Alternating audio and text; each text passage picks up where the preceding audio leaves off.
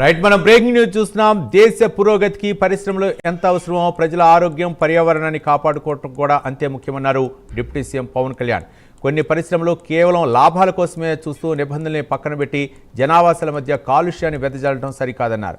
పరిశ్రమలు చట్టపరమైన నిబంధనలకు అనుగుణంగా గ్రీన్ బెల్ట్ ఏర్పాటు చేయాలని, శబ్ద కాలుష్య నియంత్రణపై సుప్రీంకోర్టు మార్గదర్శకాలు ఖచ్చితంగా పాటించాలని అన్నారు.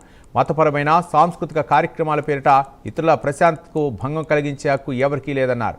కాలుష్య నియంత్రణ మండలి కేవలం నివేదికలకే పరిమితం కాకుండా నిబంధనలు ఉల్లంఘించే పరిశ్రమలపై కఠిన చర్యలు తీసుకోవాలని స్పష్టం చేశారు పవన్ కళ్యాణ్. మంగళగిరి క్యాంప్ కార్యాలయంలో కాలుష్య నియంత్రణ మండలి అధికారులతో డిప్యూటీ సీఎం సమావేశమయ్యారు.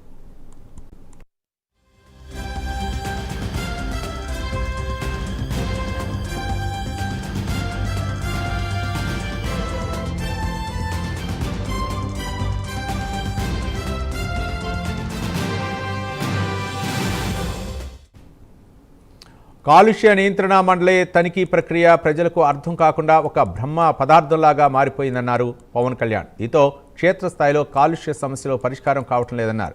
అధికారులు క్షేత్రస్థాయి పరిశీలనకు వెళ్ళినప్పుడు బాధితులను కూడా తనిఖీ కమిటీలో భాగస్వామ్యం చేస్తే తనిఖీలు పారదర్శకంగా జరగడంతో పాటు బాధితులకు న్యాయం జరుగుతుందన్నారు. శబ్ద కాలుష్యం నియంత్రణలో సుప్రీంకోర్టు ఉత్తర్వులు, కేంద్ర పర్యావరణ నియంత్రణ మండలి నిబంధనలు పరిశ్రమలు, సంస్థలు, ప్రార్థనా మందిరాలు ఖచ్చితంగా పాటించాలన్నారు. ఇండస్ట్రియల్, కమర్షియల్, రెసిడెన్షియల్, సెన్సిటివ్ జోన్లలో నిర్దేశిత డెసిబెల్ పరిమితులను ఖచ్చితంగా పాటించాలన్నారు. ప్రార్థనా మందిరాలైనా జోన్ల వారీగా నిర్దేశించిన శబ్ద పరిమితులను తప్పనిసరిగా పాటించాల్సిందేనని, ఇందులో ఎవరికీ మినహాయింపులు లేవన్నారు పవన్ కళ్యాణ్.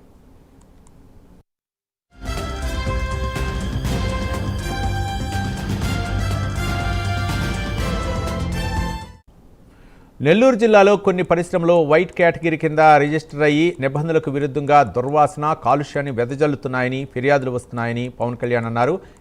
బయటకు అసలు కాలుష్యం కలిగించిన పరిశ్రమలు అని చెప్పుకుంటూ ఆర్గానిక్ వేస్ట్, రసాయన వ్యర్థాలను బయటకు వదులుతూ ప్రజలను ఇబ్బందులకు గురిచేస్తున్నాయని బాధితులు చెబుతున్నారని గుర్తు చేశారు.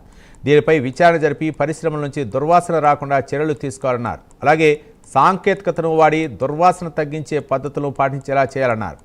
గోస్తని నది తీవ్రమైన కాలుష్యం బారిన పడిందన్నారు.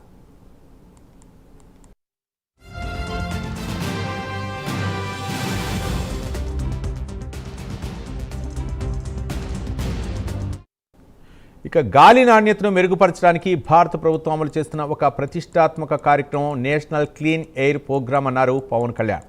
దేశంలో అత్యంత కాలుష్యపూరిత నగరాల్లో ప్రమాదకరమైన సూక్ష్మధూళి కణాల స్థాయిలను 40% వరకు తగ్గించడం ఈ కార్యక్రమ ప్రధాన లక్ష్యమన్నారు. ఈ కార్యక్రమం కింద రాష్ట్రంలో 13 నగరాలు ఎంపిక చేసి దాదాపు 400 కోట్ల రూపాయల నిధులను కేటాయించారని గుర్తు చేశారు. వాటిని జాగ్రత్తగా వినియోగించుకొని కార్యక్రమాన్ని విజయవంతం చేయాలని స్పష్టం చేశారు పవన్ కళ్యాణ్.